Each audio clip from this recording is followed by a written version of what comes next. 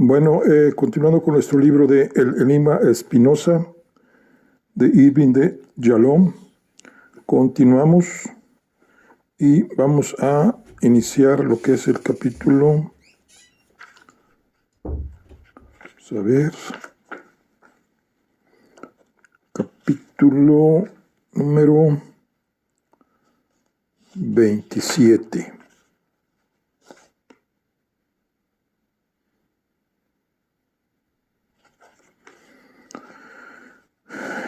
Capítulo 27, vamos a ver.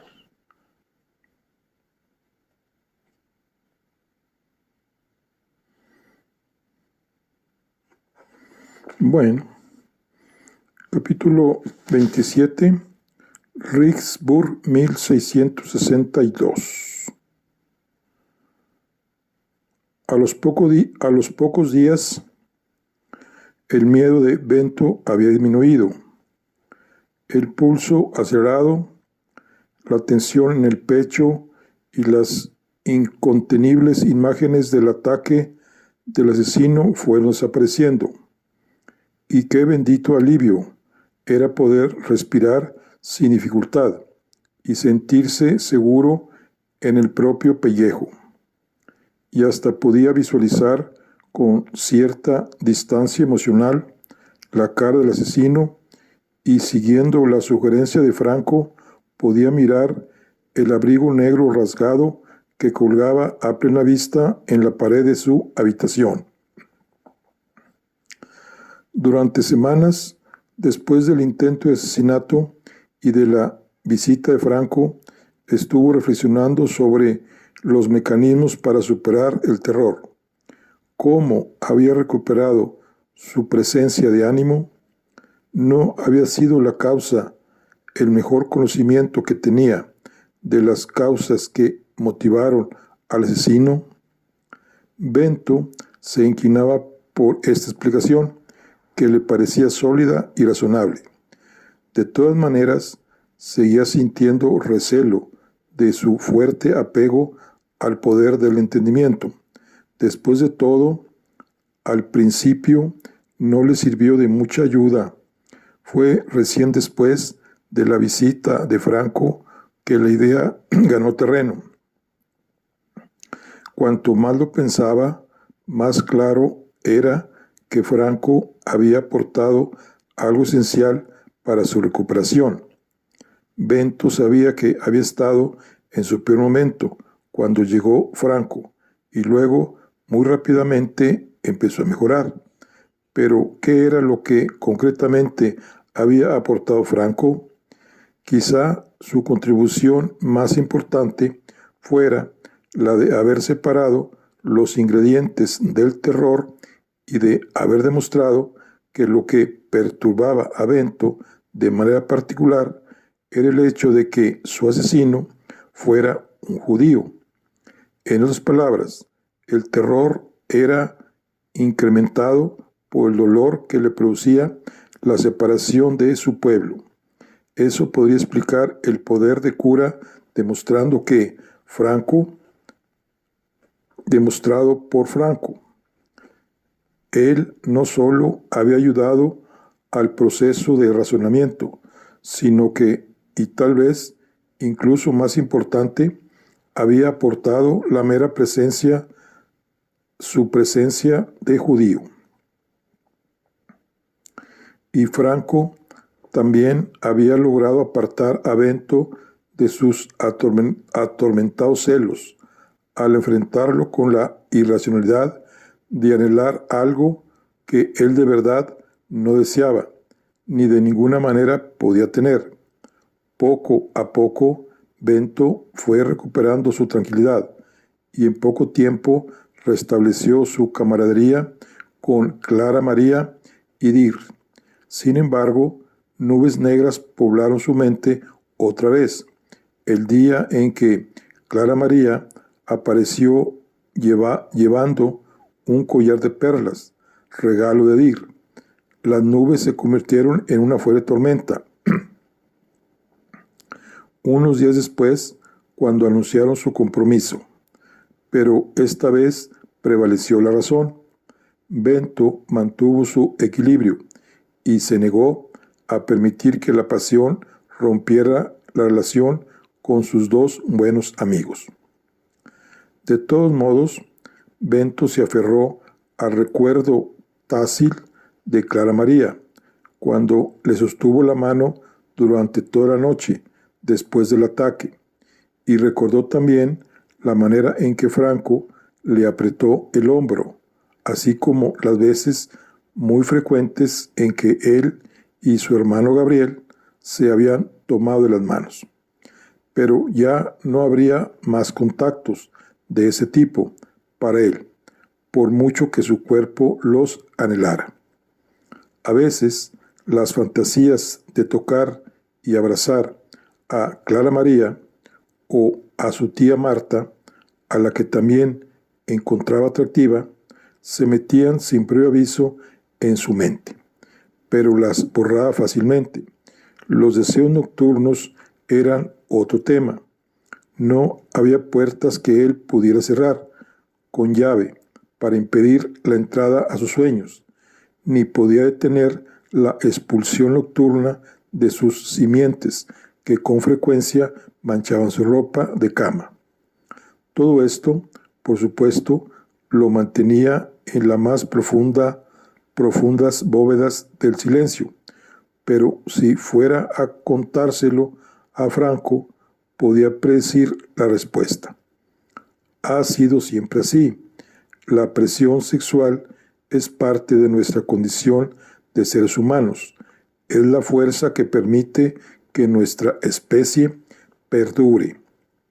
Aunque Bento se daba cuenta de la prudencia del consejo de Franco de irse de Ámsterdam, se quedó, no obstante, ahí durante varios meses más. Su conocimiento de lenguas, así como su talento para la lógica, hicieron que muchos estudiantes buscaran su ayuda para la traducción de documentos en hebreo y en latín. Pronto, los estudiantes formaron un club de filosofía dirigido por su amigo Simón de Bries, que se reunía con regularidad y a menudo se trataban ideas formuladas por Bento. Pero este creciente círculo de conocidos que lo valoraban, tan saludable para su autoestima, también alteraba demasiado sus tiempos, haciéndole difícil ocuparse por completo de los pensamientos que bullían dentro de él. Habló con Simón de Bries de su deseo de llevar una vida más tranquila, y pronto Simón, con la ayuda de otros miembros del club de filosofía, encontró una casa en Ringsburg donde podía vivir. Ringsburg, una comunidad pequeña sobre el río Vliet, a 40 kilómetros de Ámsterdam, era no solo el centro del movimiento de los estudiantes, sino que también estaba convenientemente cerca de la Universidad de Leiden, donde Bento, ya muy competente en latín, podría asistir a las clases de filosofía y disfrutar de la compañía de otros estudiosos. A Bento le agradaba Ringsburg. La casa estaba hecha de piedra sólida, con varias ventanas de vidrio repartidos que daban a un buen cuidado huerto de manzanas.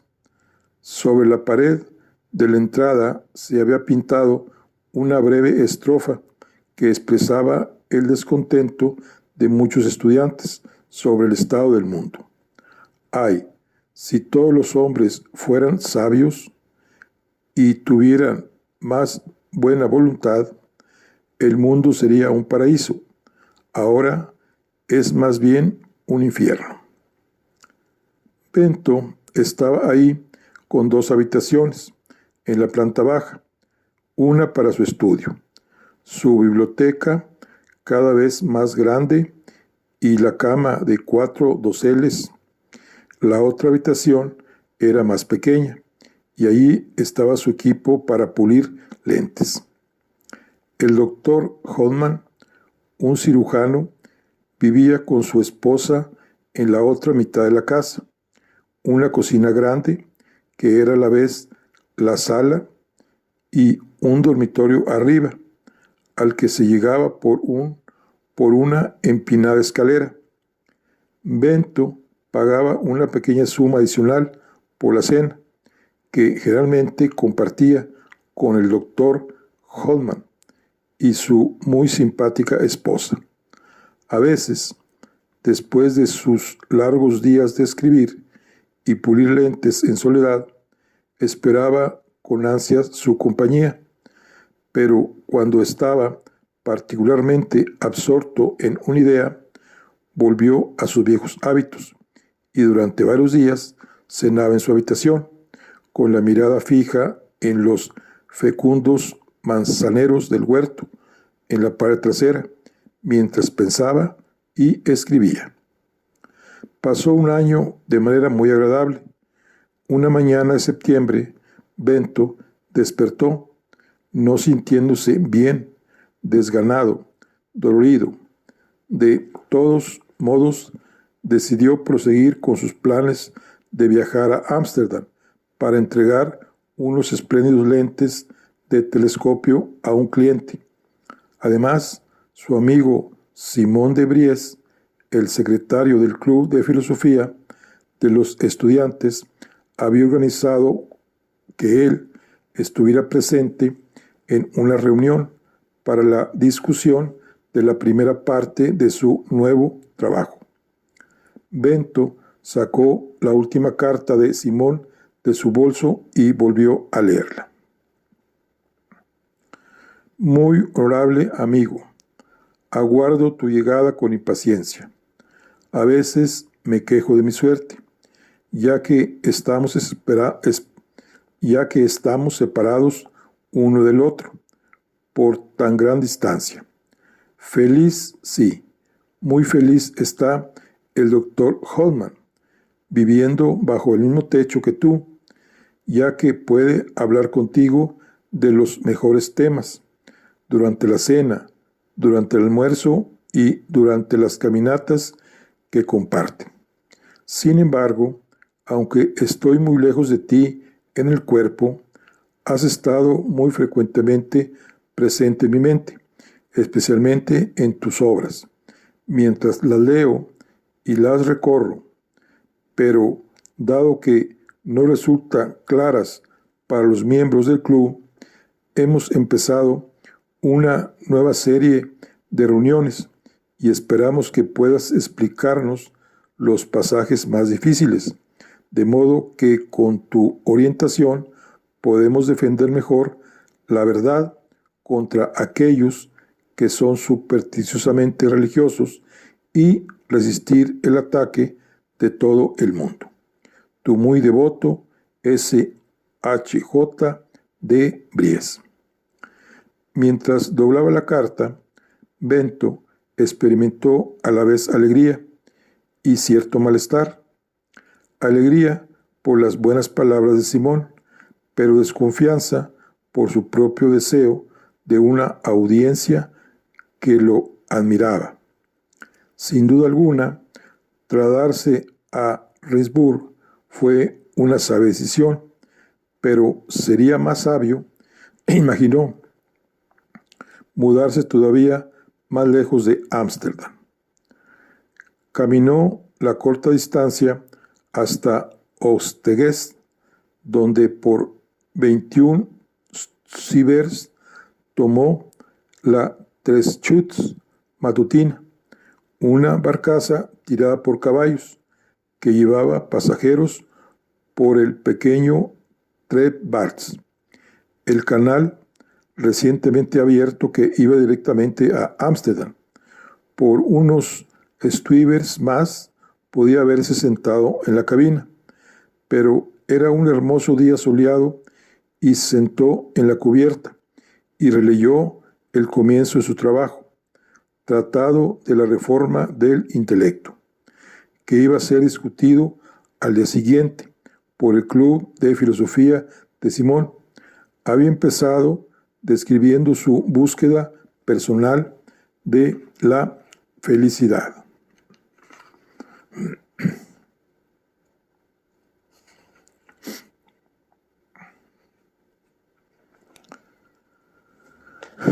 La experiencia me enseñó que cuanto ocurre frecuentemente en la vida ordinaria es vano y fútil. Veía que todo lo que para mí era causa u objeto de temor no contenía en sí nada bueno ni malo, fuera del efecto que excitaba en mi alma. Resolví finalmente investigar si no habría algo que fuera un bien verdadero, posible de alcanzar, y el único capaz de afectar el alma una vez rechazadas todas las demás cosas. Un bien cuyo descubrimiento y posesión tuvieran por resultado una eternidad de goce continuo y soberano.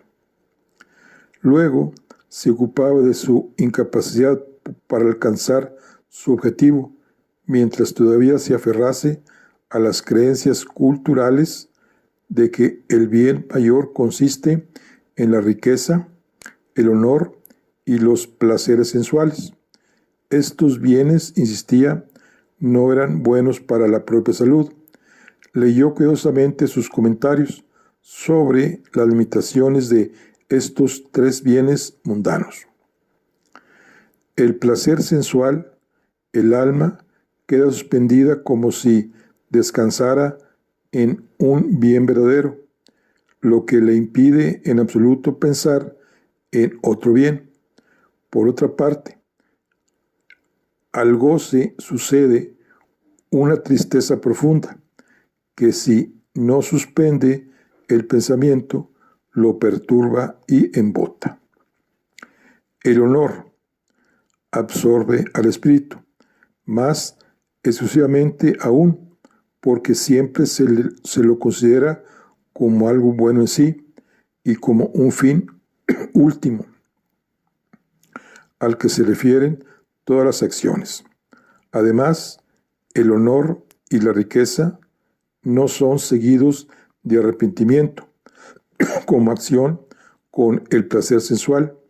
Por el contrario, cuanto más poseemos de ellos, el gozo experimentado aumenta, de donde se deriva la constante incitación a acrecentarlos. Y si algunas veces se frustra nuestra esperanza, sentimos extrema tristeza. El honor, en fin, constituye un gran impedimento porque para lograrlo es preciso vivir según la manera de ver de la gente, es decir, huir de lo que ella huye y buscar lo que ella busca. Bento asintió con un gesto. Estaba particularmente satisfecho con su descripción del problema del honor. Ahora a la solución. Había expresado sus dificultades para apartarse de un bien seguro y acostumbrado a cambio de algo incierto. Luego había de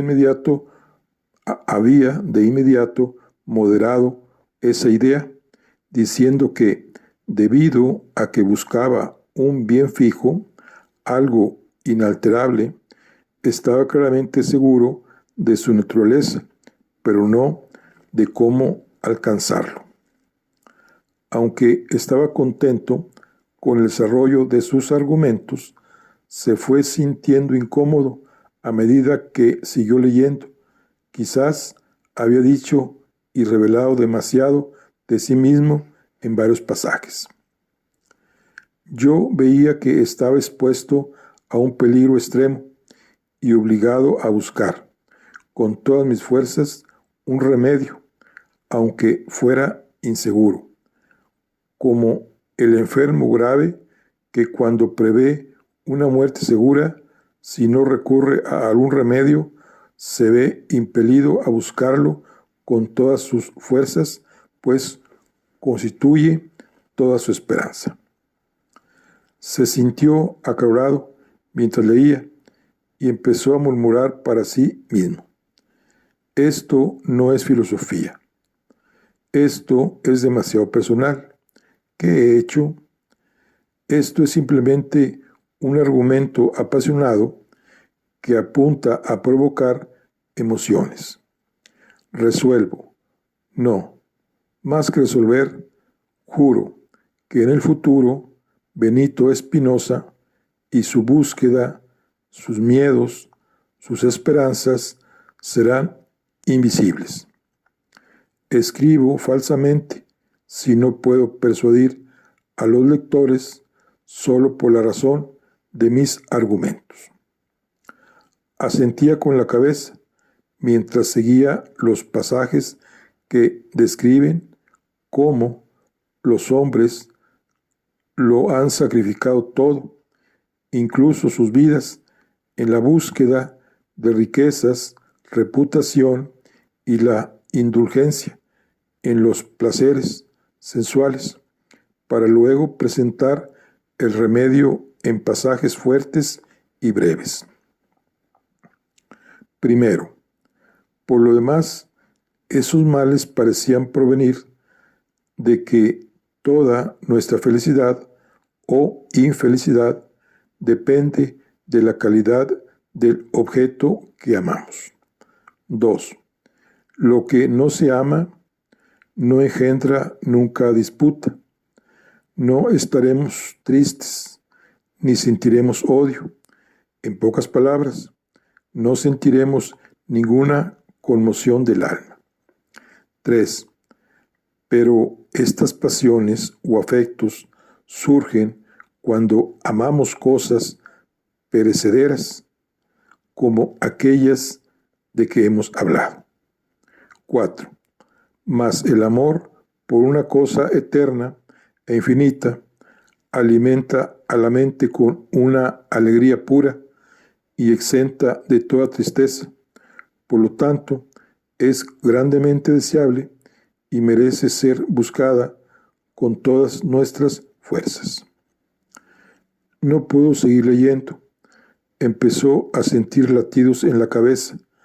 Decididamente no estaba en su mejor día y cerró los ojos para dormitar durante lo que pareció un cuarto de hora. Lo primero que vio cuando despertó fue un grupo bastante compacto de 20 o 30 personas que daba un paseo junto al canal. ¿Quiénes eran? ¿A dónde iban? No podía apartar la mirada de ellos mientras la Trenchwitz se acercaba y luego pasaba junto al grupo. En la siguiente parada, todavía por lo menos a 1 hora de marcha hasta la casa de Simón de Vries, en Ámsterdam, donde iba a pasar la noche, se sorprendió a sí mismo cuando agarró su bolso, saltó de la barcaza y retrocedió hacia el grupo de caminantes. Pronto estuvo suficientemente cerca como para advertir que todos los hombres vestidos con ropa de la clase obrera holandesa llevaban kipá. Sí, sin duda alguna eran judíos, pero judíos askenazíes, que no podrían reconocerlo. Se acercó más. El grupo se había detenido en un claro junto a las orillas del canal y rodeó a quien los dirigía, su rabino sin duda, quien comenzó a cantar al borde mismo del agua. Bento se fue acercándose poco a poco al grupo para escuchar sus palabras. Una mujer anciana, baja y rechoncha, con los hombros cubiertos con una tela negra pesada, miró a Bento durante varios minutos y luego se le acercó lentamente. Bento miró su cara arrugada, tan amable, tan maternal, que pensó: en su propia madre. Pero no, su madre había muerto más joven de lo que era él en ese momento. Esta anciana sería de la edad de la madre de su madre. Ella se le acercó y preguntó: ¿Bist an underskers? ¿Eres uno de nosotros? Aunque Bento había aprendido un poco de yiddish en sus relaciones comerciales con los judíos askenazíes, comprendió perfectamente su pregunta, pero era incapaz de responderle. Finalmente, sacudiendo la cabeza, susurró: sefardita. Ah, ihr seid an underskers. Ots is a matone fun Rifke. Entonces, usted es uno de nosotros. Tome. Es un obsequio de Rifke. Metió la mano en el bolsillo de su delantal, le dio un buen trozo de pan fresco y señaló el canal. Él agradeció con un movimiento de cabeza, y mientras ella se alejaba, Bento se dio un golpe en la frente. Tashlich, sorprendente, es Rosh Hashanah, la celebración del Año Nuevo. ¿Cómo pude haberme olvidado? Conocía bien la ceremonia de Tashlich. Durante siglos, las congregaciones judías han realizado un servicio de Rosh Hashanah junto a alguna corriente de agua que termina con todos lanzando pan al agua. Las palabras de las escrituras le vinieron a la mente. Él volverá a tener misericordia de nosotros, sepultará nuestras iniquidades y echará en lo profundo del mar todos nuestros pecados. Miqueas 7-19.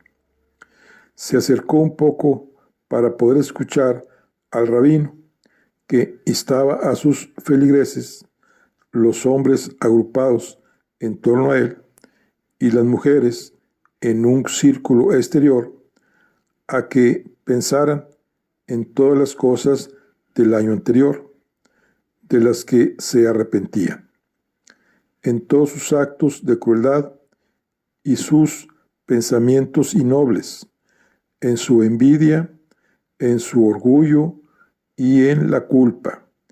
Y les dijo que se liberaran de ellos, que se deshicieran de los pensamientos indignos, tal como en ese momento se deshacían de su pan. El rabino tiró su pan al agua, e inmediatamente los otros hicieron lo mismo. Bento, por un momento, metió la mano en el bolsillo, donde había guardado el pan, pero de inmediato sacó la mano.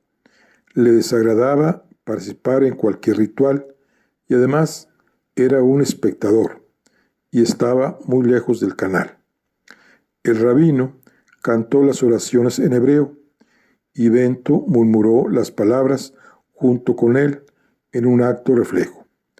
Era, en términos generales, una ceremonia agradable y muy sensata, y mientras el grupo se movía para emprender el regreso a la sinagoga, muchos le hacían una inclinación de cabeza y decían: Guds Jonfels, feliz fiesta. Él respondía con una sonrisa: Good John Treffs Dir, feliz fiesta para usted. Le gustaban sus caras, parecían buenas personas, aunque su aspecto era diferente del aspecto que tenían los miembros de su propia comunidad sefardita. Lo mismo se parecían a las personas que había conocido cuando era niño, simples pero atentos, serenos y cómodos, unos con otros. Los extrañaba tanto. Mientras caminaba rumbo a la casa de Simón, mordisqueando el pan de Rifke, Bento reflexionó sobre su experiencia. Obviamente, había subestimado el poder del pasado. Su sello es indeleble. No puede borrarse. Le da color al presente y ejerce una vasta influencia en los sentimientos y las acciones. Con más claridad que nunca, antes comprendió que los pensamientos y sensaciones inconscientes son una parte de la red causal. Muchas cosas se hicieron más claras.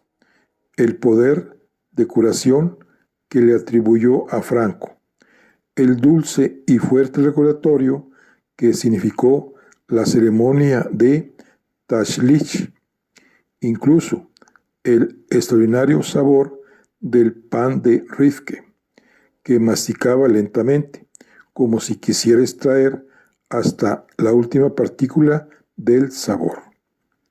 Es más, sabía con certeza que su mente indudablemente contenía un calendario invisible, aunque había olvidado Rosh Hashanah.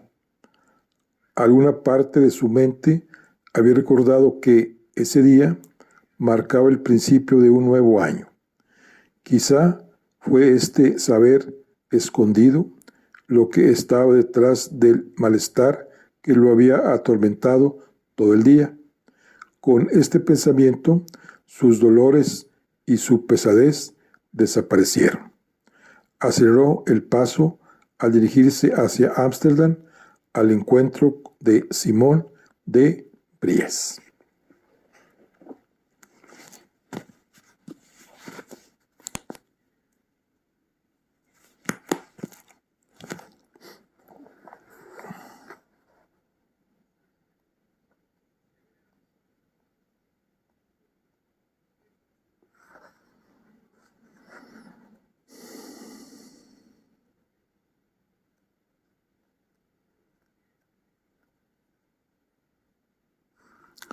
Bueno, aquí concluimos la charla del día de hoy. Aquí terminamos lo que es el capítulo número 27.